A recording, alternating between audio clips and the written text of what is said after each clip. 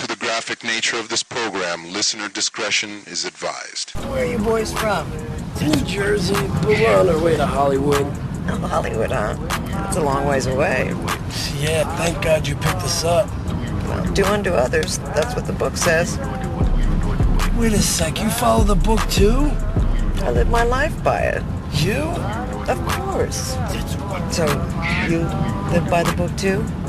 Well, you picked us up, didn't you? I gotta. Well, that's good to hear. But it's a lot easier to say that you live by the book than to actually do it. Can you do it? All right.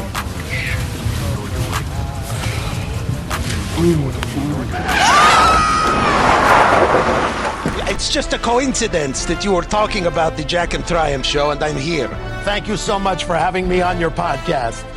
Hey man, this is Kevin Smith, guy who makes all those unlistenable podcasts over at smodcast.com, and you're listening to the Two Strangers One podcast. This is podcasting. You're listening to Two Strangers One Podcast. Subscribe to us on iTunes or on the Stitcher app for Android devices. Please visit twostrangersonepodcast.net. Now, here's Chris Cologne and Austin Shooting. Well, hello and welcome to Two Strangers One Podcast. I'm Chris. I'm Austin. Thank you for checking out the episode. A quick update for our constant listeners is since the last episode, my car has completely died and I've sold for scrap and I am in the market for a new car. Well, with that, Austin has been an incredible human being and decided to help me out getting to and from work. Well, while in the car, we've been having some pretty funny conversations, so I decided let's record it and maybe we could make that into an episode. So some of the quality might not be the best for this show, but then again, hey, that's what this show is all about, not good quality. The conversations have been pretty funny, so check it out. What you're going to hear is pretty much what happened over the past week. I'm not a monster. Yeah. Oh, shit. Oh, wait. I'm not Don't say anything inappropriate. Alright, so why Snape is a dickbag. So, Harry, I love your mother. Right, so you haven't finished Deathly Hallows, so you don't know the big reveal.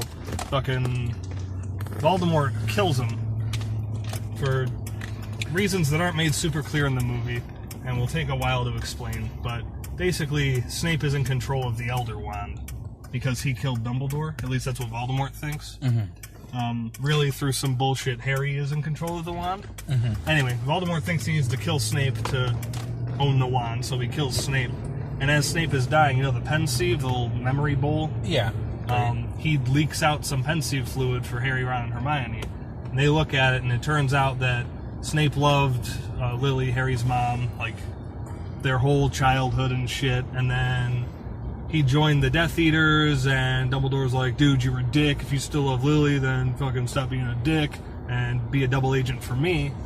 So he does, and then Lily gets killed, and he's like, oh, I fucked up. And then Dumbledore's like, well, if you want to make up for it, protect her son who survived. And he's like, alright, I'll make sure Harry's okay. And that's the oh, okay, Snape was a good guy all along story. But the Snape is a fucked up piece of shit asshole story is that Lily Evans, Harry's mom, was a Muggle-born wizard. And as soon as she married someone other than Snape, he decided to join the wizard Nazis that kill Muggle-borns. The Death Eaters. Yeah. So it's just like, oh, I love her so much that I'm going to join the people that want her dead. Oh. He was just a fucking prick. He is a little emo Kylo Ren bitch.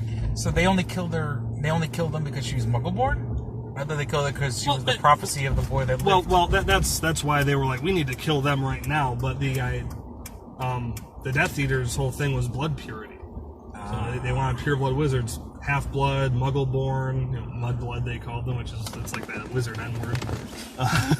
But yeah, they were all about blood purity, and if you weren't a full-blooded witch or wizard, you were like a Jew in Canada or Nazi Germany.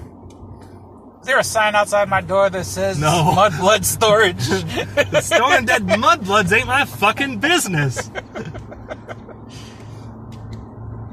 Yeah, so that's why Snape was a prick all along. Oh, also, he didn't have to be an asshole to Harry for 7 years. He could have been nice. But like, oh, you remind me of the guy that got the girl that I like, and I deserve sex prizes, so you have detention. But what if there was a girl that you liked that they never gave you the time of day, Alright. and then you got to be around her kid? You wouldn't treat her kid like shit? Not if I I'm would. Not if I'm a teacher who actually loved her. No, no, I wouldn't be a dickhead. Snape is like a friend zone.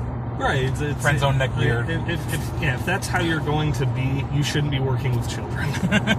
Even in the wizarding world, where like a literal ghost can teach you history,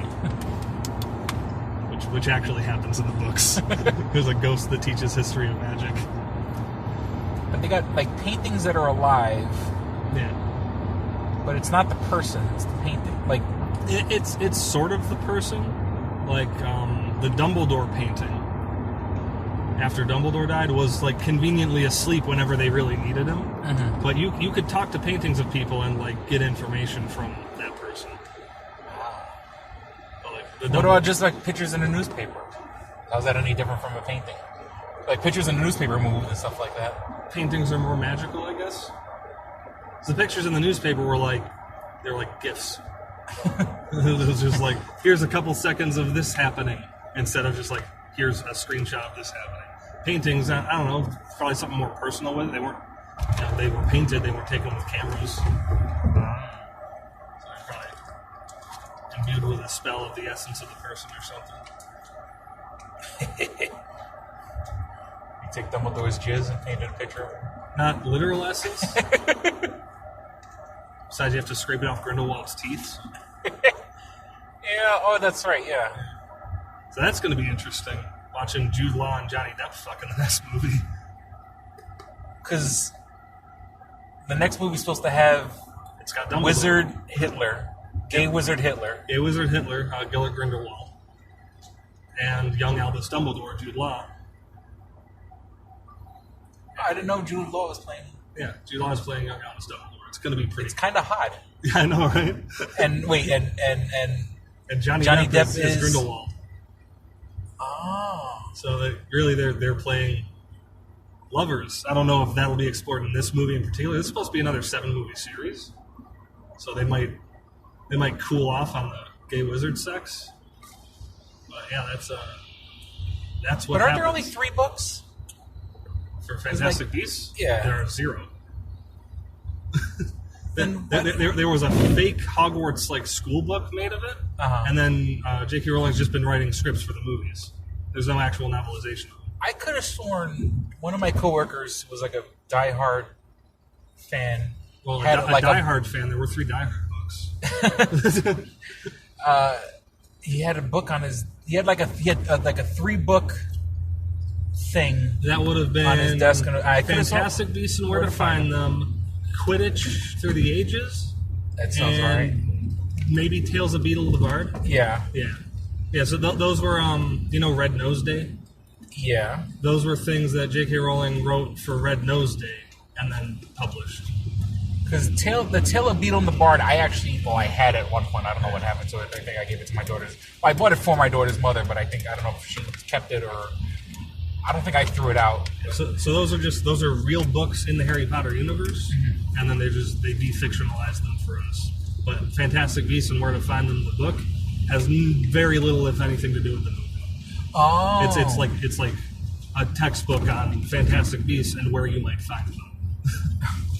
sort of like a zombie survival guide. Yeah, the movie is shit. I lost all my Fantastic Beasts. I wonder where we can find them. Have you seen that yet?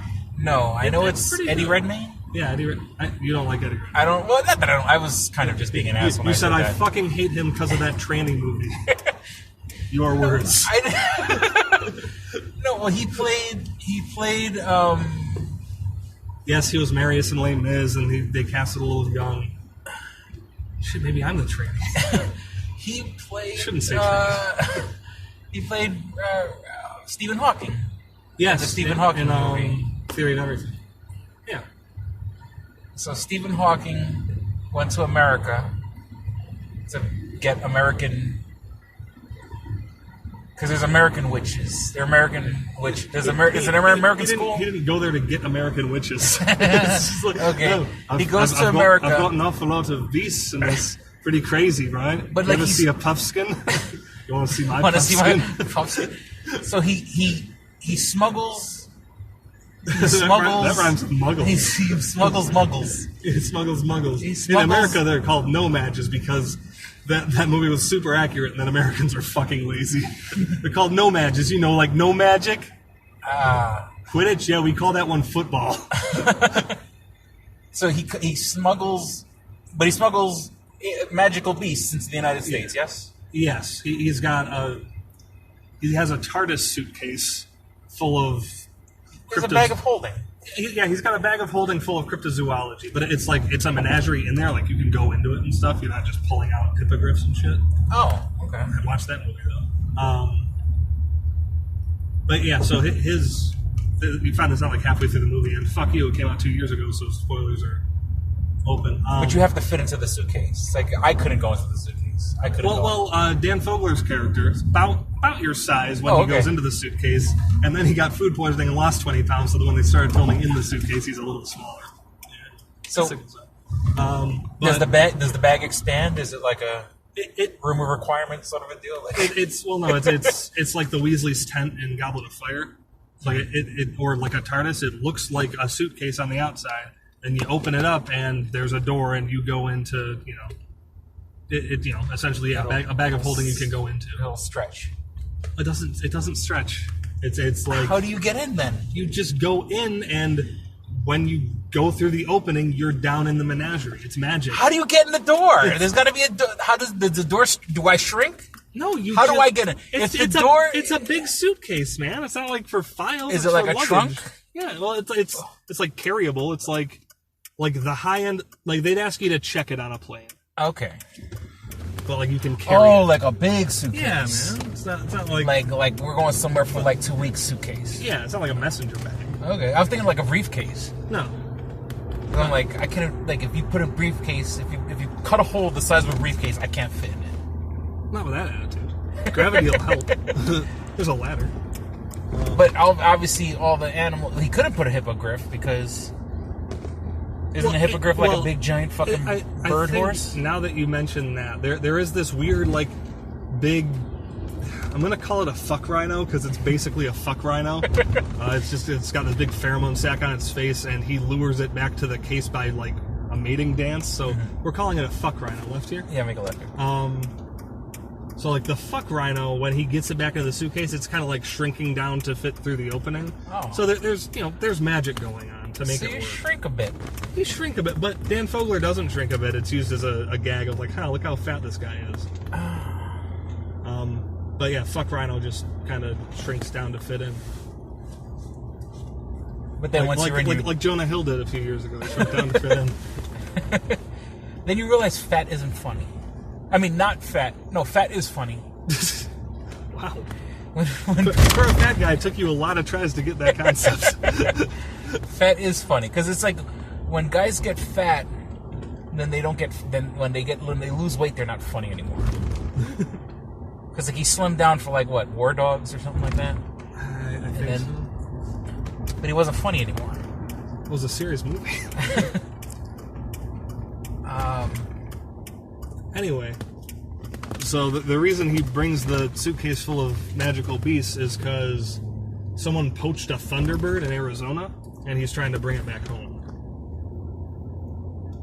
I thought a Thunderbird was a house in it's also an Ilvermorny house, probably because they're native to Arizona. Ilvermorny is the American Wizard School. What's the name? Ilvermorny? Ilvermorny. Ilvermorny. Ilvermorny. Just think like Ilvermorny, and it's pronounced just like that. So you get, all right, but Thunderbird is also the name of a house. I think it's Thunderbird. Whatever species that thing is, which I'm going to keep calling Thunderbird because it's a bird that makes it fucking storm. Stormbird. Maybe Stormbird. But whatever that thing is called, that's one of the houses. And then there's Bear Glove. Wolfthorn. Wait, these are Old Spice. I was about to say, I was like, that's I used to work in a store that stocked Bear Glove, Wolfthorn. So that's the catalyst that brings him back to America. But, and then he brings a Pokemon. Yeah, he basically Brings a full game of Pokemon Go in his backpack. So wait, why does he bring beasts to America if he's trying to catch poachers? That were in No, America? he's not catching poachers. That happened before the movie. He got a Thunderbird that's in his case, in his weird hammer space menagerie thing. So he's bringing that Thunderbird back to where it lives. So that's what he's doing in America with all those beasts. He collects them. He collects them, takes care of them. It's like a zoologist, like a conservationist. Rolling? Yeah. Welcome to Two Strangers One Podcast. I'm Kevin Smith. I'm Rappel Garma. Garma. I'm Frank Garman. We're going to talk about this. We're talk about on this ride home. I don't know. Let's wait for the moment to hit us. just like woefully quiet the entire time. This time, it's like have talker's block. Like when I take it's weird when I take the Uber because some people are very chatty and some people are very not chatty. Like my rule of thumb is if they don't ask me, fucking thesaurus, not chatty. Like my rule of thumb is that like when if they don't talk to me, I'm not going to talk to them. Wow. Because somehow, I mean, it's not being a snob thing. It's sort of like, yeah, you want to talk to me, I will talk to you. Some people don't want to talk. I hate to be that person. Like, I think we could both agree that there's someone at work who will interject into your conversation if you're having it in a public area. Is he fat? Yeah. Is it and is it I hope he dies. And that's the whole thing. It's sort of like he'll interject into a conversation that you weren't having with him. Right. And so you hate him because of that. But you don't, that's part of the reason you don't like him, is because he interjects the conversations. Well, like, the only way for him to become more likable is to talk to you, which you don't want him to fucking do. Well, like that other girl, the one that you said goodbye to. Oh, God, she was telling, I was in the break room just minding my own business on my phone. I was at work a little early, and she was telling about how her sister was selling like $5 makeup things, and she wanted her, to buy it, and she's talking to someone else in the story, and like she literally like puts her hand on my shoulder, like $5, right? And I'm like, yeah, I guess. Consider your fucking audience. I don't know. Does the 40-year-old unkempt-looking dude want your $5 makeup? No offense, by the way. I know you're doing it for me. And then plus, I wasn't engaged in the conversation. I was on my phone. In theory, I wasn't paying attention to anything she was saying because I was on my phone, not engaged in conversation with her.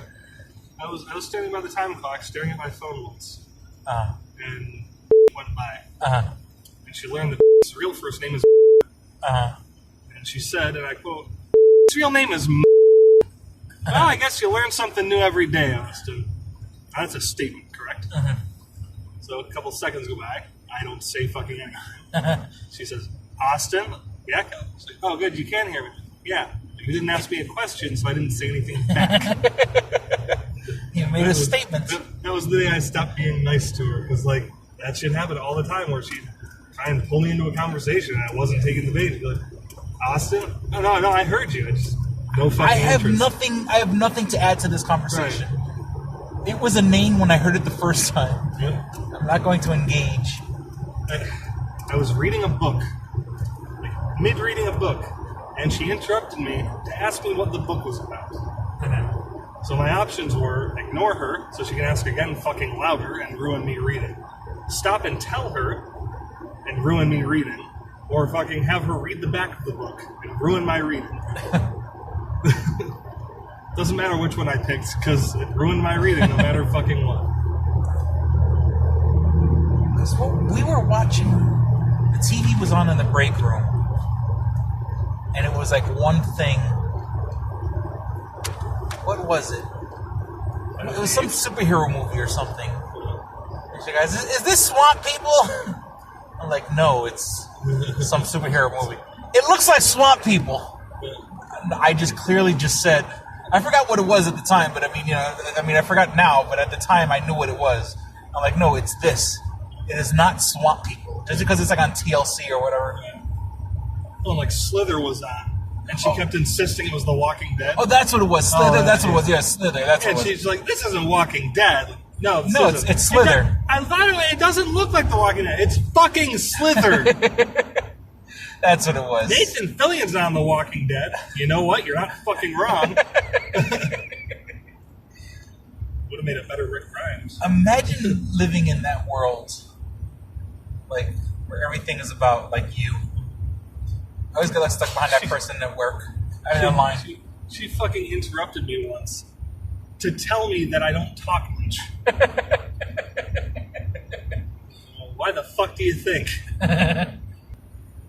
So a guy is missing for 5 days. Oh yeah. But he unfriended someone on Facebook. Yeah, I don't know. He received a message from some. Well, according to Facebook, he received a message. Because I thought about that. Like, if I died, not that I thought about killing myself or anything like that, but if I was killing myself, I would probably set some sort of keys in motion to fucking someone to find my body soon enough if my cat eats my face. But just don't kill yourself around your cat. His cat's outside. Oh, he and killed dude, himself. Don't make it me. Like, yeah, can you bring me to work? You know, if you want to come up a little early and come on up to my apartment, I'll leave the door unlocked. You can come in and hang out for a minute. Don't do that to me. Nah. Don't make me be the one. Just like call the cops before you pull the trigger or something. Most days I don't want to see a dead body. Every day I don't want to see yours. He finally did it. Yeah, I knew it was coming, but God, that smell. Skinner was right. So he mysteriously stopped coming to work for 5 days, and it being like a no call, no show sort of deal. He abandoned his post. Said the way too formal supervisor. Yeah, he abandoned his post. Like, this is a fucking military or something. You realize we're all wearing little booties, right? We run machines that put things in jars. Just looked at a cartoon drawing of a little girl with pigtails over and over again for hours. Abandoned post. Bet you say like 1300 and shit here. 1345. Zero dark 30. At 2400 hours. Not a thing. Because there was a guy, for the listeners, there was a guy that was in the military who insisted that 2400 hours was a thing. And not only that, 2400 hours and then 2401 would be midnight 01. Yeah. And just couldn't get through his head that, no, I'm pretty sure it's 00. And if it's not, it should be because that's a new day. Yeah. Well, no, because that's not how they do it. It goes from 000 to 2359. There is no 2400 hours. For our humor, I said some shit that, like, yeah, fucking put it in the recording, I don't care. Maybe don't. Maybe chop it up a little bit so I get to keep my job and my relationship with my coworkers. Dude, he's probably dead in the fucking ditch. He's like, you're going to feel awful if you say that, and that's what happens. I'm like, no, because if he's dead in the fucking ditch, it already happened. It's not like me saying it caused it. I'm not going to jinx him being killed if he's already dead. He died tonight. His car drove into a ditch. He was like just dying as I said that, and like, you know, the cop that could have saved him just fucking looked the wrong way for a split second when I said that. His final destination is this. I was like, yeah, I'll feel awful if he is dead, but like, shit, I didn't kill him. At least that's my alibi. I won't feel awful about having said that. But yeah, that's what we're like, dude, if he is dead, you're gonna look suspicious if it's a murder. I didn't kill him. Got a rock solid alibi, man. I was here the whole time. Feel the TV, it's still warm. I was locked into Battlefront 2 for 16 hours yesterday. Seriously, look at my Hulu history and my girlfriend's work time card. It lines up perfectly. Like, anytime he could have been murdered, I was either at work or playing Brooke or watching Brooklyn Nine-Nine. Well, how do we know you don't set that up as an alibi? Because, every couple hours, Hulu's like, you still watch it. I don't know if that's true or not. Because I'd always hit the next episode. They gotta keep track. I'd always hit the next episode button in the credits.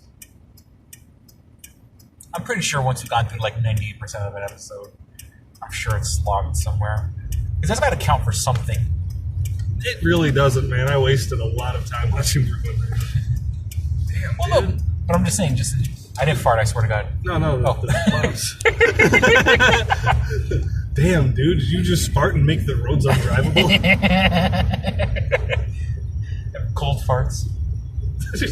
We got a cold fart coming in from lake effect farts. Oh, this is comedy gold. I'll edit out what I can. There's a funny blurb here or there, throw as like a bumper for an episode or something. Oh, positive. Dude, Oh Positive is so good. Dude, we'll discuss that when we actually podcast. That was fucking incredible. Saoirse Ronan. And Sharona's blood type is O positive.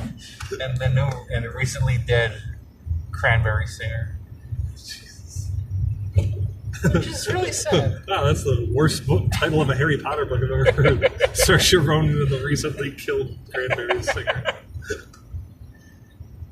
Saoirse Ronan and the false alarm in Hawaii. Oh my fucking God, that was crazy. I know, dude. Because like, if my phone said like missiles are coming, like I'd be calling people, I'd be like going to my daughter's mother's house. Like I need to be with my daughter. Like if there's nowhere I'm gonna go. Like we know we're gonna be fucking nuclear apocalypse. Yeah. Like I want to be with my daughter. I saw this post that was like, could you imagine if that missile warnings what gave someone the nerve to finally kill their neighbor? Someone got fucking raped. Yeah, it's just like, oh, we're gonna fucking die anyway. Ah! Oh wait, false alarm. Fuck. Mass panic on every island of Hawaii. Fucking just half hour of purge, and then like, oh, false alarm, guys. Wait, what? Our bad. Well, it's funny that because was it? I mean, I didn't really follow up, but it really wasn't like panic. Or I mean, I guess there was panic, but not like 18 dead and purge like apocalypse warning. Time, by the way. Oh yeah, please don't die while we're driving. I remember once I was driving down the FDR Drive in Manhattan, and there was a guy that like whizzed by me. Well, there was a guy, like a real dick, doing like 90 or whatever, and then like as I drove up further, he had crashed into like the divider. Doesn't that feel great? Yeah. It's like, yeah, sucks if he died, but like, don't do that. Yeah, don't go 90 in a 45. Don't go 90. Yeah. Don't go 90 off the Autobahn. Unless you're gonna 90. There's a road of 70, like in Pennsylvania. Montana's got like most people. The Autobahn, you got cars going like 200 miles per hour. They got people that have to service the roads there, and if a car's like in the wrong lane or some shit when they're doing that, you just turn to a pink dust. That takes balls to me. You have to have like miles of cones. Like if he's gonna hit me, this guy's gone through like 800 cones. If the cones haven't slowed him down, I guess I'm gonna die. Guys, cones. So, pictures of cars that crashed down the Autobahn. Like when you go to a junkyard and see a car that's been crushed into a cube already, it just looked like that on the side of the road. So you're looking at Autobahn crashes. You're looking at Robin Williams' autopsy report. Well, the Autobahn crashes was a cracked article. Oh, okay. 5 things you didn't know about working on the Autobahn. Okay. Could be interesting. And the Robin Williams autopsy report was like, I don't want to sleep tonight. This is my final recording. I leave everything to my daughter. Me too. I leave everything to Chris's daughter. Tori and Colton are going to be pissed. Even the PlayStation, they already have one. Yeah, it said everything. Oh, what the fuck is this dude doing? Awfully slow. Oh, that's why. Because the ground is slush. Pure slush. Oh, do you hate it when all your hairs stand on that? Like your whole body feels like it has to piss? You laugh, but you know exactly what the fuck I'm talking about. Your asshole slammed shut. Yeah. This is just neurotic motherfuckers driving in winter, the podcast. Getting in collisions with getting collisions with coffee. Comedians in traction getting Colostomy bags. I'd watch it.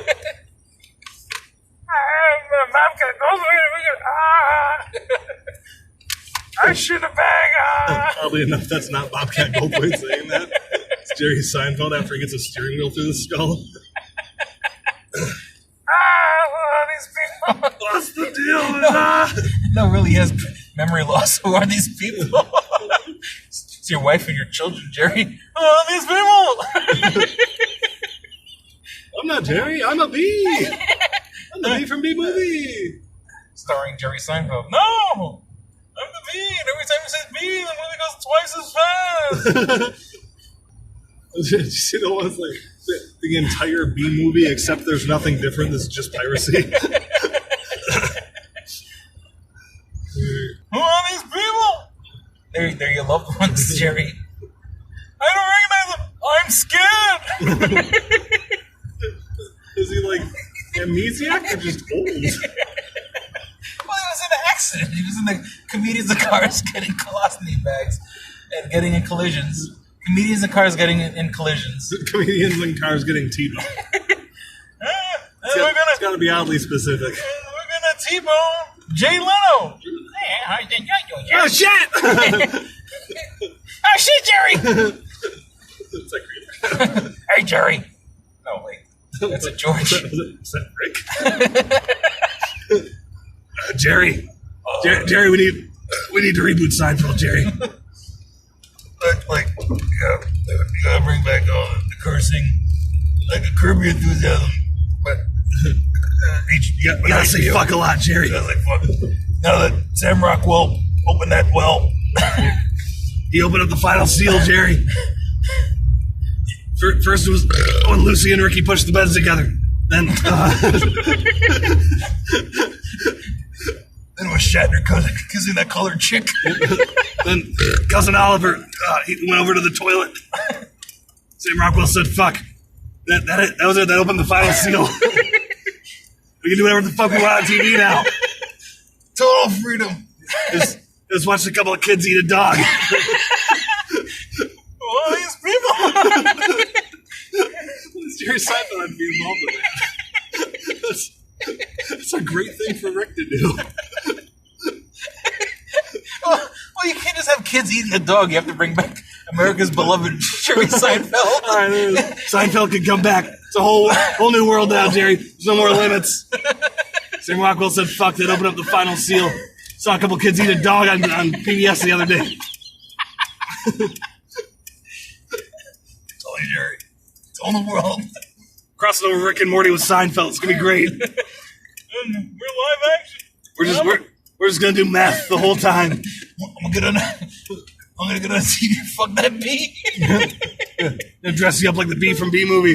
Gonna get real weird with it, Jerry. I don't know, Rick. I don't know if we're going to fuck a bee on NBC. Yeah. It's gonna be complicated because your live action were cartoons. I'm gonna Tupac myself in. We're gonna Roger Rabbit that fucking thing. We're gonna Roger Rabbit this shit, Jerry. It's gonna be groundbreaking. You're the first instance of Roger Rabbiting on TV. No, they did it on Fox. It was a Son of Zorn. Whatever. What was it called? Son of Zorn? Son of Zorn, yeah. It's called Son of Zorn. It's on Fox. With their dicks in it, Jerry. Even if there wasn't like one dick, there's not going to be as many dicks as we're putting in this show. How many dicks are we going to put in you, Jerry? We're going to call it Dick and 40. There's going to be 40 dicks. Who are these people? That's It's got to be a thing. Everywhere dicks, Jerry. We're gonna get Buzz Lightyear and Woody. They're gonna fuck Jerry. They're gonna fuck live on TV. I know they're a cartoon. He's gonna rip his asshole to infinity and beyond. Dicks everywhere, Jerry. He's gonna put a snake in his boot. You know what I'm saying? First literally, then figuratively. And he's coming, Jerry. And he's coming. And he's a little cuck, Jerry. And he's sitting in a corner watching his toys blow each other. Slowly crying and masturbating. You got a friend in me, Jerry. I wasn't laughing so hard, I was going to say he was crying and jerking off. I'm glad you were there, too. He's got a friend in you, Jerry. He's going to shove Woody right up your ass. I guess we got a show. We're going to hell. Great. We'll be back with more Dick and Fart jokes. This episode of Two Strangers, One Podcast is brought to you by Comics Etc. 1115 East Main and North Goodman at the Hungerford Building, door number 8. Find out more information at comicsetc.biz or like them on Facebook at facebook.com/comicsetc1. Did you ever see a film at such a young age it left you traumatized with cinematic wounds? Necrophilia. It's a dead issue, man. Don't push it. Cinemapsyops is a weekly podcast documenting an ongoing experiment on the mind of an unwilling test subject. No one should have to watch this movie. Oh, no one should have to watch this? No one should have to watch this movie. Surprisingly, it's not a topic that a lot of people really want to tackle. I'm shocked, prudes. I know, really. Right? It's the next sexual frontier that no one wants to explore. I am, in the most sincerest of senses, disappointed in you. It takes a powerful goddess like Connie, jam her arm down the monster's throat and kill it. Oh, I'm still tripping out over that. Even as a kid, I was like, I gotta find a girl like that. Every week, I get a new look of disappointment that I never thought I could get out of it. Unimaginable. At 12 years old, you should not be watching this movie. Obviously. At 13, you should not be. 14, you shouldn't be. I'm not entirely sure even 17-year-olds should be watching this. Just because you're offended by something doesn't mean that you have the right to demand that it doesn't exist. Watching this film again, I had all of this like little nerd glee with everything that kept little popping history up. doll popping up absolutely. at you. So I totally loved this film. Hey, I know why you couldn't see that. It's because your brain's warped from watching this shit at 12 years old. Yeah, this is a rough movie. I told you ahead of time when we were getting ready to do it that it was going to be a rough. How did you watch this shit at 12? Because physical wounds heal, cinematic ones don't. Listen to Cinemapsyops. Click and Hit, enhancing the experience for all recreational smokers. Click and Hit is a one-handed portable vaporizer. This smoking pipe has a compact 4-stage design, complete with a built-in, windproof, butane refillable torch lighter. The large burn chamber holds your stash of legal herb or pipe tobacco. Click the button to ignite and inhale as usual. When you are done, put it back in your pocket for later. Smoke anytime with the touch of a button. No more carrying around grinders and tins. You can leave the pipe, rolling papers, and even your lighter at home. The Click and Hit cordless vaporizer is no bigger than a normal cigar, making it the world's smallest and most discreet vaporizer. It's perfect for use in small places or shared rooms. It's efficient, getting 5 to 8 draws from your packed chamber. It's affordable at just $19.95 each. Buy 3 and the shipping is free. Buy 4 and you get the 5th one free. Visit www.click-hit.com. That's clickandhit.com. And now, for listeners of Two Strangers, One Podcast, you can use promo code STRANGERS and receive 10% off your purchase at clickandhit.com. That's promo code STRANGERS for 10% off your purchase. And we're back. Don't need a baby? You're recording now when I'm talking about shithole countries? Shithole country. Yeah, but, I'm kind of anti-Trump, but, no, he's no one. Just illustrating the fact that there are some... No one's really going and, making plans to going to Haiti. There are, Or if you do, it's on a fucking isolated resort that is gated from the rest of the fucking... There's under-civilized parts of Africa where people build their houses out of cow shit, is all I'm saying. Well, I think they said if we ever go to Mars, part of the plan to go to Mars... Bring cow shit. No, is to eventually... Bring cows and cute space helmets. Moo. Why would they change their pronunciation? Because they're on Mars. Leave me alone, Brenda. I'm trying to blend with the accent. Moo. It's no Martian accent. Moo. You're a Martian cow. Moo. What's a Martian cow say? Moo. When in Rome.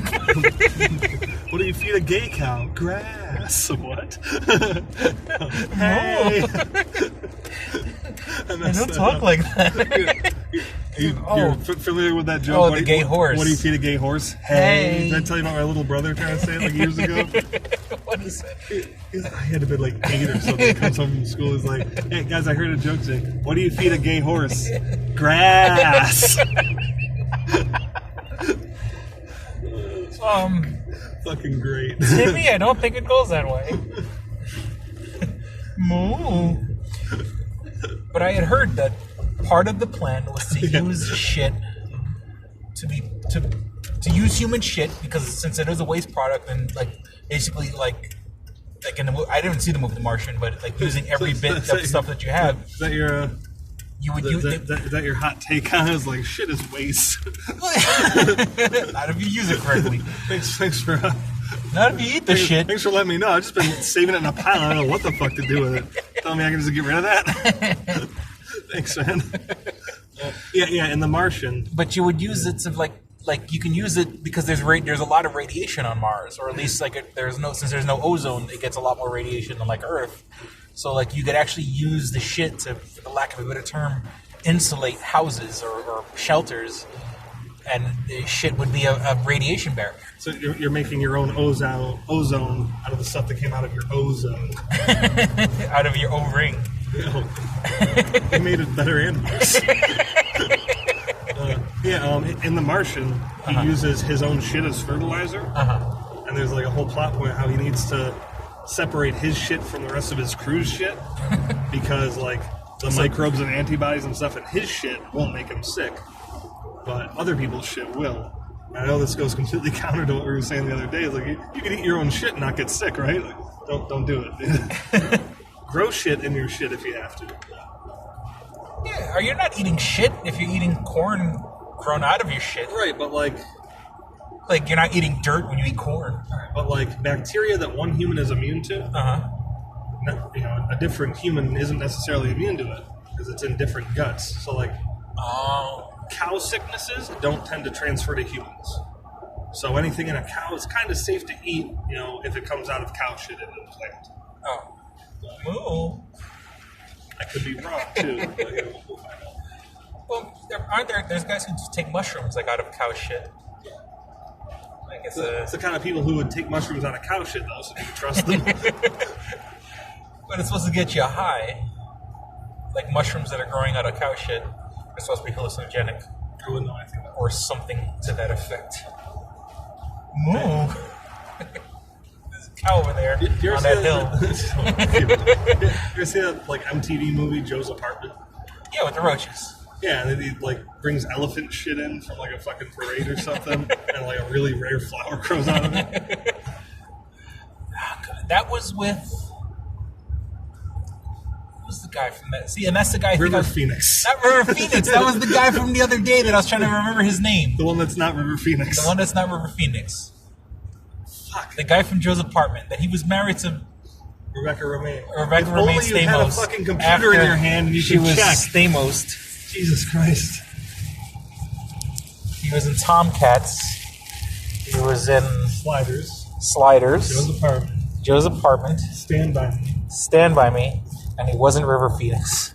Unless he was. Joe's Apartment. I'm gonna feel so fucking stupid when I hear this name. Joe's Apartment is cast. Joe and a bunch of roaches. And that was a sketch on MTV that they made into a movie. Yeah. They really Lord Michaels with that shit. Jerry O'Connell. Fucking goddamn. That's his name. That's absolutely right. Jerry O'Connell, who was in Stand By Me, who was not River Phoenix. Right. Fucking God, why couldn't I get? Because it's Jerry O'Connell. That's the one name in Stand By Me that you don't know. You point to fuckers like River Phoenix, Corey Feldman, Will Wheaton. fuck. Not River Phoenix. And Jerry O'Connell, he was in a show called My Secret Identity, where like it was him and a scientist, and I don't know if like the scientist was doing experiments, and he eventually a scientific accident through the scientist gave him, but like he was like a teenager, he was like 14, 15, and it was very odd because his relationship with the scientist. Was it weirder than the Back to the Future dynamic? Yeah, because I mean that's when you think about it. Why the fuck is Marty friends with this ancient fucking disgraced nuclear physicist? And he's coming over to his house during the day before school to play guitar in the very first scene of Back to the Future, of which they never like revisit ever again. Marty. Do they need to? It's not like we're gonna go back to this morning. I want to know what happened to my fucking speaker. I had 3 blown horns, Marty. And you broke my speaker. How the fuck am I gonna jam out? Broke my fucking speaker, Marty. We gotta go back and fix it. I gotta go back and stop you. I invented this DeLorean time machine to fix my fucking TV. Because it's cheaper. Be more responsible, Marty. This is a Bose fucking speaker, asshole. Why would they revisit that? It's really just like world building. It's not super important. But I guess, I don't know. That's the prequel movie we need. The Back to the Future prequel that has no time travel whatsoever. One document Marty. Right? With all the heat with Rick and Morty. You know how fucking hard it is to say the names of the characters in that movie in a world where Rick and Morty exists? You're gonna fuck up one of them unless you really think. Doc and Marty. He thrusts his fists against the post. When Doc met Morty. Marty. Marty. I don't give a shit how they met, man. A NAMBLA film. We need a Doc and Marty movie like we need a fucking young Han Solo. These characters get less interesting the more you know about them. Yeah. I mean, obviously I'm still gonna go see If Solo. it's done right, I hope it's like, I don't know, like Rogue One, which I didn't like, but of course it was 2 minutes. I think like somebody said, you know what we never saw? We never saw a Vader in his prime fighting. And then we got to. Yeah, and I mean, we saw an Anakin in his prime fighting. We got to see Vader fucking less than a day out of the Bacta tank just go ape shit. Yeah. And I liked Rogue One, but even if it was a shitty movie, I'll take 2 hours of a shitty Star Wars movie to give me the best 30 seconds of Star Wars fucking ever. Yeah. And that's up to and including now, even after Last Jedi. There's nothing in Last Jedi I love more than the Vader hallway scene. But doesn't someone fucked up? Oh shit! God damn! Tire tracks going up a hill. A hill of snow off the side of the highway. All right, so doesn't Rogue One literally take place like 2 weeks before, a week, or isn't it like immediately or 2 weeks before A New Hope? When the credits roll on Rogue One, we're fucking minutes away from Star of A New Hope. So Darth Vader, who's fucking flinging rebels across the fucking hallway, finally gets to confront Obi-Wan Kenobi, the guy who fucking cut his arms and legs off. And he can't fight for shit. Left. He's making a left. Yeah. Can't fight for shit. Right. Why is it 30 seconds ago he's fucking tearing ass? That wasn't 30 seconds. 2 weeks? A while, a few days. And now consider this. Uh-huh. What happened that made him fucking Darth Vader? What put him in this suit? Obi-Wan Kenobi. 3 limbs chopped off and fucking burned in lava. Yeah. To the point where when he's not on official business, he's fucking living in a Bacta tank. On Mustafar. He's fresh out of the Bacta tank at the end of Rogue One. He's fucking healed, good to go, doing shit. And then it's just every fucking second is some fresh new agony reopening in those fucking wounds. And it just, as time goes, like, he's on business. He's trying to find those fucking Death Star plans and stop shit. So he hasn't had time to... He's been out of the Bacta tank for fucking weeks. We're going to make a left of the way there. I knew that. So he's been... Yeah. So I guess I guess that's like Disney shit, because like in extended universe, like Vader was always kind of a badass, you know, even though we never got to really see it. He was always tearing ass the way we always kind of assumed he would, the way he does at the end of Rogue One. Yes. So are we to assume for those 20 years he was really good for a little while and then fucking had to go back to his little... It probably ebbed and flowed. It's like filling up a gas tank. You got a certain amount of range and then you're fucking hobbling. Ah. And in that case, you know, he's fighting... Maybe he was building more like a reputation. Like people were really scared of him because when he did tear ass, he fucking teared ass. Yeah. Like, dude, how long has it been since he's been in the back to tank? It's like when Bane needs to make a point, he fucking pumps the venom. But also, I guess the occasional choking of an Imperial officer doesn't take too much out of you. And if if everything I've just said is wrong, which it's not, if he's regularly going in the back to tank, it's because he needs to. But even then, like, he's fighting Obi-Wan Kenobi, he knows he's probably not going to beat him if it's a force fight. Mm-hmm. So they stick to fucking lightsaber fencing and fucking mind games and shit, or something. I'm gonna go with the back to tank thing though, because I like that better. More thought out. You think maybe it's like a psychological thing, like just seeing Obi-Wan kind of like it's just dims his fucking bulb, like not even dims his bulb, just like that they're doing little grumpy old men tiny move kind of moves, but like if we're taking if we're taking the Disney shit as canon, did you see Rebels when Obi-Wan killed Darth Maul? No. Spoilers. No, but Obi-Wan is still relatively in his prime, right? Well, not in Rebels. He's old Ben Kenobi in Rebels. I thought Rebels was like right after Episode 3. No, it's like... Oh, no, that's between... It's like right before Episode 4. It's leading up to Rogue One. I mean, you mean it's after Episode 3? Yeah. Leading up to Episode 4? Yes. Oh, okay, so it's... So, but when Obi-Wan kills Darth Maul, it's, little kind of delicate, fencing moves sort of thing, but it gets past all the crazy, whirling dervish bullshit Darth Maul's doing. He tries to do the move that let him kill Qui-Gon Jinn, where he fucking bumps the lightsaber up, and his lightsaber hits air because Obi-Wan's already, slowly and methodically just fucking moved to where he needs to be without any kind of showy shit. And that's how Darth Vader's fighting him on the Death Star is, we're putting our lightsabers exactly where they need to be to either attack or block. Okay, so he's not Ewan McGregor flipping around. Right, they're not, swinging them around their backs and shit, destroying consoles, trying, every single move is an attack and a defense and a feint. It's just, I think I know what you're going to do, so I'm going to do what I can to block that or attack around.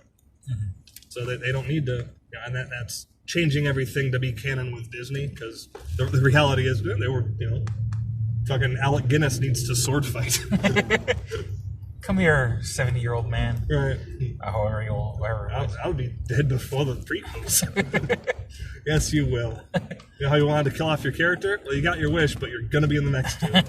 Figure that one out. Wow. Jonathan Lipnicki is dead.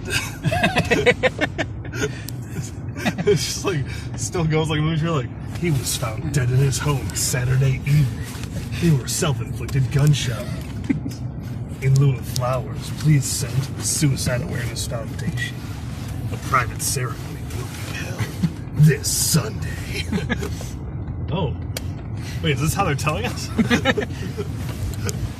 I want an epic voice guy. I'm sorry it was Jonathan Lipnicki. I know how much you love him. Jonathan Lipnicki is dead. So Michael J. Fox doing a motion capture performance as Stuart Little. Oh man, are you recording that shit? No, I am not. Starring Gina Davis, Samuel L. Jackson as the parents. No part in that shit. Fuck that. Hold on, stop recording. You need to tell me something. I could probably tell you on that. So once again, Michael J. Fox motion captured as Stuart Little. You have fun with that. I'm just gonna be silent. Is the computer all glitchy? Are the sensors not reading? No, that's his actual performance. It's okay as long as I don't laugh audibly. Sorry, no part in this. Starring Samuel L. Jackson as the dad. God, Bitch, did you get us a twitchy fucking mouse? I will say, I'm acting like I take the high road here. Anytime I spend a lot of money on something, I always say I drop more change than Michael J. Fox at a parking meter. So, like, I'm in no way innocent there. I'm Stuart Little. I want you to adopt me. Bitch, did you adopt the fucking mouse? I don't know why Gina Davis... Well, Gina Davis is in this because... She was in a Long Kiss Goodnight. We were discussing the Long Kiss Goodnight. You said Gina Davis and Samuel L. Jackson were in it. Yeah. But you hadn't... the syntax suggested that you were asking what movie. So it was like, Gina Davis and Samuel L. Jackson. I was like, Stuart Little 3? Samuel L. Jackson has nothing to do with that. Although Gwyneth Paltrow is in Stuart Little 2. And she is in Iron Man 2 with Samuel L. Jackson. Although they don't share screen time. They're also both in Avengers. Although they don't share screen time. Well, no. I was about to say, when they bring in Tony Stark, all the paperwork. That's Agent Coulson. So is what's his name? Nick Fury fucking Pepper Potts? What? What makes you think that? Because you never see them together. So that means they're fucking? Yeah. That doesn't... In my fan fiction. That doesn't make any sense. That's how it works. Like, it could mean they're the same person. Like, I'd buy that before I buy, like, well, you never see them in the same place, so obviously they're fucking. Anytime they're in the same place, they're naked, and they can't show that on screen. Bitch, did you get the extremist virus? My dick's already burning. Where's my super suit? I need my Frozone ray. Nick, that's from a different movie. You're a different movie. It's all Disney, bitch. Well, put your head in the fucking box. With Morgan Freeman. Basically the same.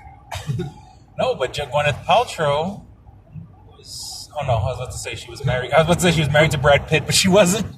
Not in real life. He's 7, sure. And Morgan Freeman did the narration for March of the Penguins. And the parody movie Farce of the Penguins was narrated by Samuel L. Jackson. So that's interesting. You probably haven't. You ever see Farce of the Penguins? No. It's funny as shit. It's like, these penguins walk 70 miles over the course of a few days just to fuck. Is it like legit, like nature footage? Yeah. Oh, okay. It's not like CGI or something like that. Peter's going over to Wanda right now. But Wanda's been fucking Tyrone for weeks. She doesn't need Peter's little dick. So, as a millennial, do you... I don't really like labels. Go on. Do you... you old fuck. What do you got for me? Do you only see... oh, shit. Fuck. The singer of Genesis. Phil Collins. From Tarzan? I was about to say, you only see Phil Collins as the guy who did that Tarzan song? I'm aware that he's in Genesis, but if you're like, sing something from Phil Collins, I will draw a blank, or I'll be like, somewhere something is looking for me. 2 words, 1 family. So, like, you know, I go to Tarzan first, and if I ever hear something on the radio, and I'm like, is this Phil Collins? It's because I'm thinking, it sounds like the dude that sang the Tarzan music. Because the same thing with one of our other coworkers is like, maybe, no, she's 2 years younger than you. But Tisha. She's older. She's older than you? Yeah, Oh. she just turned 28. Oh, okay. For some reason, I thought she was younger than you. So she's 2 years older than you. But she did the same thing where Phil Collins came on the radio and she's like, Tarzan! And I'm like, maybe because it's a generation thing, I don't associate Phil Collins with Tarzan. I would imagine, because it's, you know, right in our childhood, right when we're still like, you know, Disney movies are kind of lame. Like, this one, people fucking die left and right. Fucking gorillas get shot. The bad guy ends up hanging from a vine. Jesus Christ. It's fucking metal movie. They're real tasteful with it. They keep it PG. It's like Clayton. No. It's like off screen? Well, Clayton's chasing Tarzan. He's like, Tarzan's swinging from vines, and Clayton like gets tangled in vines and he's falling. And like you see him in a way where like the vine is definitely going to hit his fucking throat. And then it cuts away and just shows a tree trunk. And you hear like an impact noise, and then thunder strikes, and the fucking shadow of him hanging is on the tree. Oh, it's just fucking wow. Like, wow, dude, in a kid's movie. It's like we didn't show him die. Fair. It's like, you know, we can show Owen and Beru's skeletons just as long as we don't see how they became that. Still smoking skeletons. Isn't Rosie O'Donnell the voice of a gorilla in that movie? Back to Tarzan like in Star Wars? first off, that's a Wookiee. And they used whale songs and dog noises and reversed it. Or some shit. Yeah, she's Turk. Who does a little... Turk? Is Turk a boy? Maybe. Oh. I don't know, kind of an androgynous, very Rosie O'Donnell-esque gorilla. Well, I almost said she does a scatological musical number. That wouldn't have been right at all. Would have been for about, like a scat guy. I saw Disney really pushing the fucking issues, right? It was like a scat, okay. Yeah, not scatological. Not like, first of all, so should say poo, like you're a poo head. Rosie does a total shit show, and then fucking Clayton snaps his neck Williams style. Brutal fucking movie, dude. Let's go watch it. Let's go watch it and Dutch rudder each other. Because that's one of the few like Disney movies I've never seen. It's good, man. It's I mean, I won't say super faithful to the source material because fucking Tarzan kills Clayton with his bare hands in England in the book, but you know. Because when I was a kid, Tarzan, there was a live action movie called Greystoke, if I'm not mistaken. That sounds dirty. Greystroke. So by the power of Greystroke. Interracial masturbation porn. Wait, you said it, Chris, not me. Wait a second. Interracial mutual masturbation. Okay, mutual. See that's what threw me off. Like interracial masturbation. So like a mulatto going to town himself. Well, it could be a guy and a girl could be playing with themselves. And they have different races, just right next to each other. You say masturbation, I picture shower fun for one sort of deal. Interracial masturbation, it's like Tiger Woods beating off.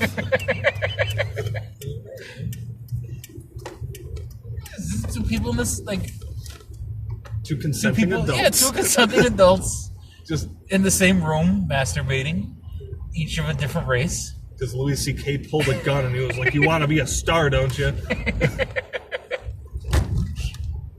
I'm not the fucked up one. So when do you take down your Christmas decorations?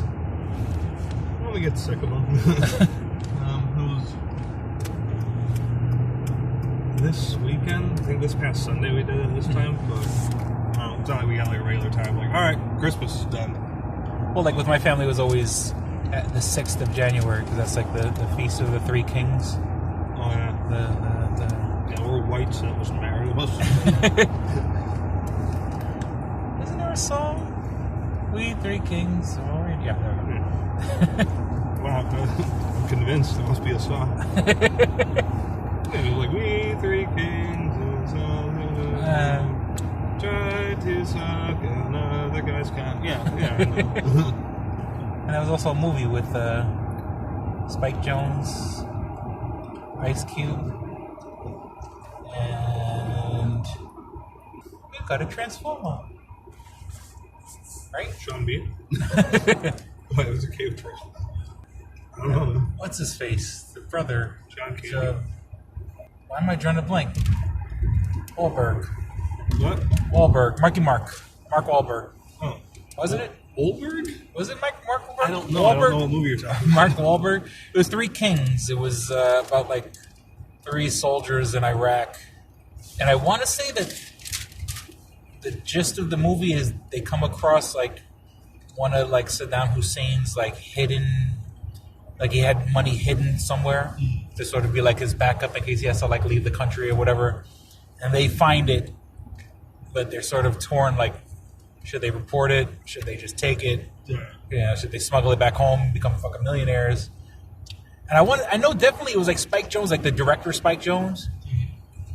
Oh, like being John Malkovich and Jackass.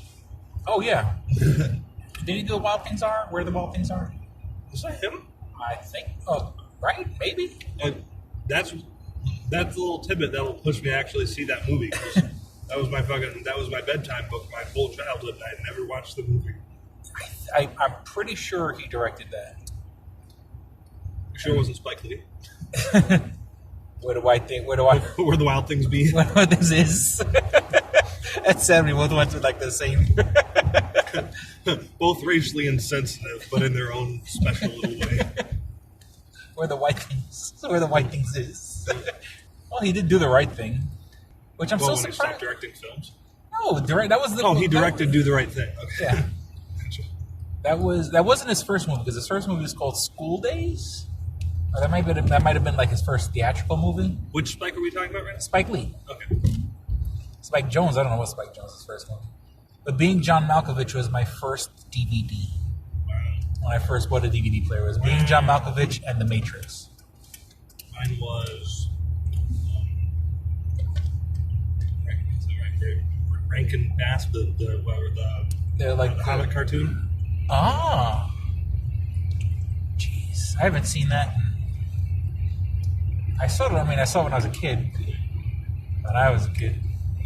It was Mr. Cunningham was the voice of was Bilbo, right? Or Frodo? Bilbo. The father from Happy Days? Was he not the voice of Frodo? Dude, or Bilbo? You gotta read the room on how old I am, dude. Well, still, Happy Days was in syndication. Yeah. I saw like an episode on Nick at Night. I think it's the one where they introduced Fonzie. The Father Dowling Mysteries? No. It's like in fucking Death Proof. Stuntman Mike's going over like his whole litany, and everyone's just giving him a blank stare. You know any of these movies or TV shows I'm talking about? The Journeyman. Little House in the Big Wood. Dallas. He was on Dallas. Guns and Saddles. I think he's making shit up. The Frontiersman. Hi, guy. Are you being serious right now? Oh no! I'm just. It sounds like shows from the 70s. See, I literally didn't fucking know. Anyway, he might have been the voice of Bilbo in that. I'm 99% sure that Mr. Cunningham, and I know I can't remember his real name. The father from Happy Days, Father Dowling's Mysteries, was the voice of Bilbo. And I was always familiar with Bilbo. So when Lord of the Rings came out and they kept saying Frodo Baggins, I'm like, you stop saying it wrong. It's not Frodo. It's not Frodo. It's Bilbo. Then you realize what a fucking idiot you were. And I'm like, oh, Frodo's his uncle? I had a similar experience getting a... My dad would read me The Hobbit at bedtime sometimes. I went to a friend's house. He had Lord of the Rings for Super Nintendo. And I started playing that, and you play as Frodo Baggins. I'm like, who the fuck is this? Who the fuck is Frodo Baggins? What kind of bullshit, offshoot, fucking off-brand shit is this? This isn't a licensed fucking game, dude. Fucking Tolkien's probably spinning in his grave. Some fucking bogus, made-up fucking character. What is some extended universe bullshit? What the fuck is a Frodo? Is it written by Timothy Zahn? If so, I'm in. Well, that's okay. Look, I think I know what the problem is with both The Last Jedi. I think both The Last Jedi and Force Awakens both weren't movies that Star Wars fans wanted to see. I disagree as a Star Wars fan, but go on. I'm just saying is that like there was so much vitriol towards both movies that like I don't think they got the right people. Like I think they should have gotten like we're gonna make the left. We should have gotten Dave Filoni from the Clone Wars. They should have gotten Timothy Zahn. And like I understand it's not like you're gonna stick Dave Filoni like a movie director like Dave Filoni. People are like, who the fuck is that? Like, okay, J.J. Abrams is good. Let J.J. Abrams direct it.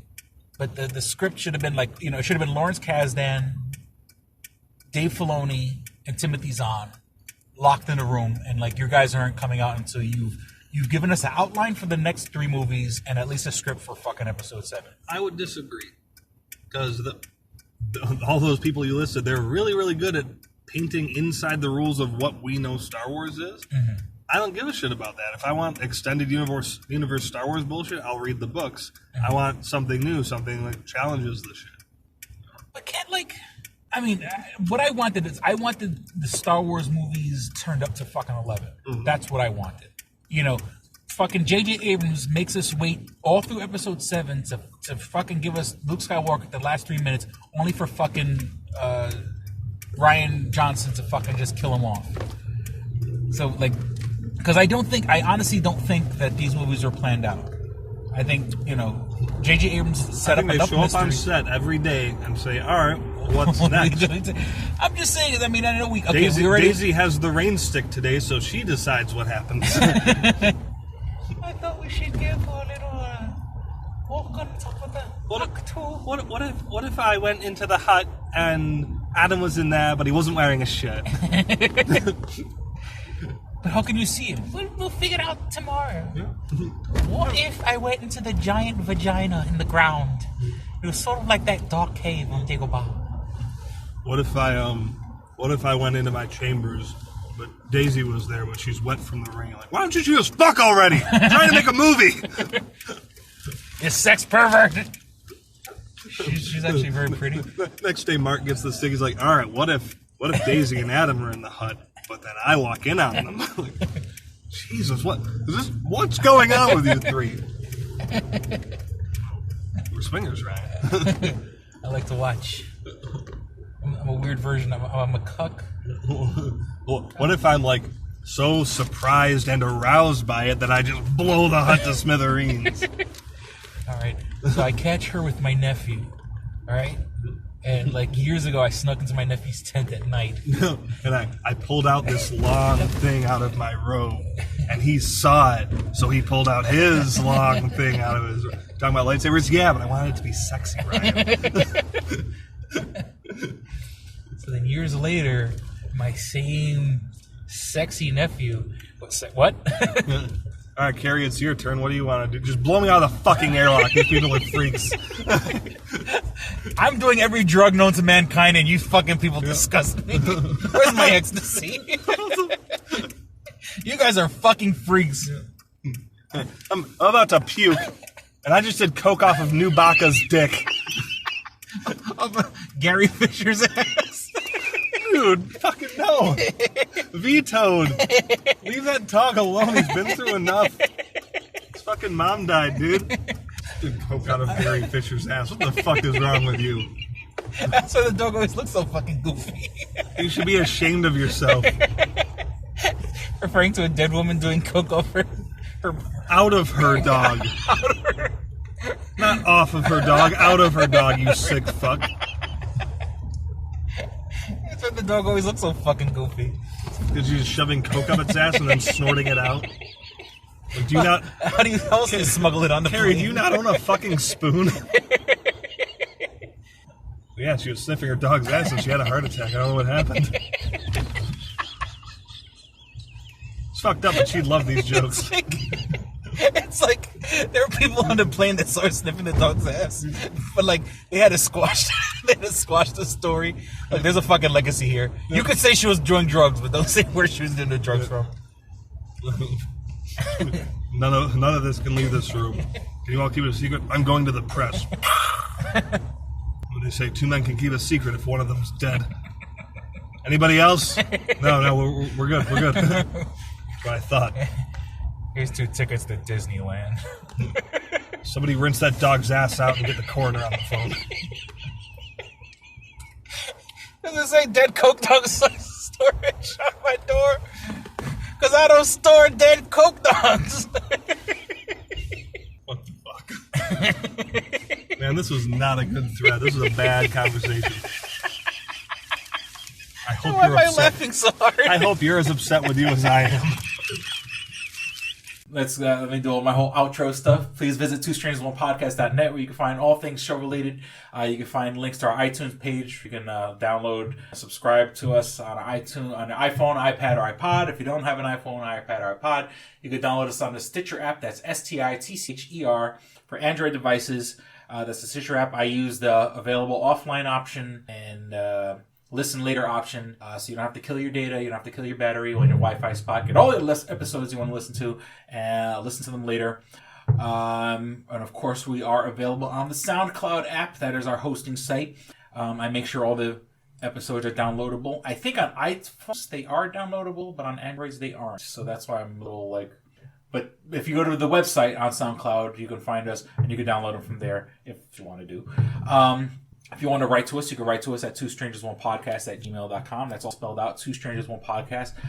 I got a brand new computer. Thank you to my dad for helping me out with basically a payment for the computer, because we're recording this on a new system, and it sounded good when I was recording earlier. So, thank you, Dad. I'm sure it was the old computer holding you back, and not this antique microphone we're using. The microphone has soul. It has spirit. It has you guys seeing all this soul in the podcast? I haven't. The funny thing is, with the new computer, I don't have time to sign into the email account right now, but no one writes us anyway. But if you want to write us, you can write us at twostrangersonepodcast. Well, what happened to that one fan that writes all the time? He fell off the fucking face of the earth. I don't know what happened. Literally? Well, I don't know. You think the Earth's flat? Oh, we got another hour to go then, man. Well, let's go to the space station. Look. But yeah, but you can write to us at twostrangersonepodcast@gmail.com. We want your money. We need your money. And until we set up a Patreon, what you can do is you can share and like us on Facebook. Just go to facebook.com/twostrangersonepodcast. Once again, all spelled out. And share this episode, like the page, share the entire page, and that'd be great. We also have a YouTube group, Two Strangers One Podcast Network. Let me see what else. We're on Twitter at Stranger Podcast. The episodes that are available online right now are really only from the past year. If you want to go back and listen to any of our other episodes from more than 5 years ago, we are on YouTube. Just search for Two Strangers One Podcast. You can find all the earlier 200 some odd shows. You can find my Stranger Vlogs, which I've done about 40 so far, and I have 2 in the pipe and 2 up the butt, 2 in my anus, like a finger. And I also have my audiobook. If you want to hear my second book, Odd I See, A Tale from the Road, you can listen to it totally for free on YouTube. Just search for Odd I See, A Tale from the Road. Also available on YouTube, and that's about it. I can't think of her speak on. I got nothing going on. I was like, fuck that, I got shit I got to do. If you guys can tell me how to beat this part of Zelda I'm stuck on, that'd be great. Shoot me an email. Thunderblight Ganon's a bitch. Thunderblight Ganon. So if you have any way to beat Thunderblight Ganon, you can write to us at twostrangersonepodcast@gmail.com. Thanks. Get some traffic in that email account. Bunch of people telling me how bad I am at the game. That's like the first half of the game. Like not even the first half. Well, no, it's because you can tackle those dungeons in any order. Oh, okay. Which I think is a total ripoff of Shadow of the Colossus, but for another day. You can't tackle those in any order. I guess. Oh, you proved me wrong. I'm committing to it. All right. Well, we certainly hope you guys enjoyed listening, had as much fun as we did recording. Thank you for listening to the Strangers One Podcast. I'm Chris. I'm Austin. Don't be a stranger. Peace. We're out. Bye. Chocolate. You should be fapping balls. All right, here we go, man. Go ahead. You want to read Double Jackpot. What is it? It is a self-published book by Christopher Cologne. Chris Cologne? Smells good to me. But look at her. That broke that fucking cold little exterior. He's like, hee. But it is spelled C-O-L-O-N. Him punny. But Double Jackpot is a book about a comic book artist, Eric, who is in a loveless relationship with a materialistic I feel you, Eric. Lynette. Oh, fucking. Are you sure I didn't write this? Sounds hauntingly familiar. He starts cheating on his girlfriend with a more creatively supportive woman, Nadia. Well, I gotta meet her. Where's the Nadia? There's your summer girlfriend. Summer Nadia is Nadia. Nadia? Yeah, I think Nadia spelled with an A. All right. Both Lynette and Nadia play the double jackpot, the largest payout in lotto history, much like the recent Powerball. Both girls play his birth date as the winning numbers. Eric is now stuck between two of the country's richest women. Who will he choose? It's not that simple. This is a clever fucking idea, man. Is. Look at her. Fucking, she's impressed. I am. She got some summer reading. Christopher Cologne smells real lovely with an original idea. This is. I've never heard this before. I haven't either. This is a self-published book, much in the indie spirit as Kev's Clerks. Oh, you don't even need to name check me. This is just a good idea. You could stand on your own, man. You don't even have to be like, hey, remember Clerks? This is nothing like that. This is way more original than Clerks. This is a good idea, man. Why didn't I think of this? I need something to read. This book is part of the Comic Books, Heavy Metal, Video Games Trilogy Book 2. Odd I See, A Tale from the Road, coming soon. Right on, man. It's part of a trilogy. This is the first part. Way to write, man. He's seeking a literary agent. Motherfuckers, anybody out there? There ain't no literary agents listening to this show, I assure you, sure. Sure. I assure you, sure. But somebody know a literary agent? Hook a motherfucker up! Chris Cologne come up with an original idea. I should tell Raskin, that's a good fucking idea, to be honest with you. That's a fucking rom-com right there. Megan, get Raskin on the phone. Isn't it possible to get Raskin on the phone? No? Yeah. I want to run it past him, man. I want to, and if it happens, I get a taste, Chris Cologne. I get a whiff, if you will. The book could also be ordered on www.lulu.com. That's lulu.com. I understand that. I just want to spell it out. Normally one says it, that spells it. Still, lulu.com. What is that? Do you know what it is? I don't know. All right. The book could also be ordered on www.lulu.com. Search for Double Jackpot Christopher Cologne. A paperback version of the book is $15 and a PDF file is only $5. $5 is Yeah. insanely inexpensive. 15's not even that bad for a paperback version. No. This is $1 million idea right here. Like a movie about a dude who fucking is stuck between two chicks, both of who play his birthday and win the lottery. Come on! I can see that trailer. Chris Cologne is on to something. Nobody else can smell it but me. I'll read it. Thank you. I'm going to make that smelly joke. I know. You're trying to get me to laugh again. It worked once. Double Jackpot is a self-published book by Chris Cologne, man. It's the first book in his Comic Books, Heavy Metal, Video Games trilogy.